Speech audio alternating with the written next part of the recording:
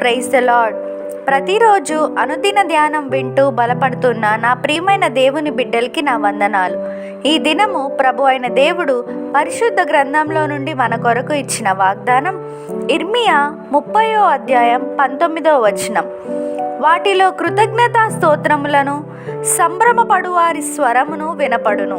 జనులు తక్కువ మంది కాకుండా నేను వారిని విస్తరింపచేసేదను, అల్పులు కాకుండా నేను వారిని గనులుగా చేసేదను. Amen. Verse of the day, Jeremiah chapter 30 verse 19. From them will come songs of thanksgiving and the sound of rejoicing. I will add to their numbers and they will not be decreased. I will bring them honor and they will not be disdained. Amen. ప్రభు యొక్క కృప సమాధానాలు మీకు మీ కుటుంబాలకి ఎల్లప్పుడూ తోడైండునుగాక. పరిశుద్ధ దేవుడు ఈ వాగ్దానం విన్న మీ అందరికీ మీ జీవితాల్లో అద్భుత కార్యాలు యేసు నామంలో జరిగించునుగాక. May God bless you and your family abundantly.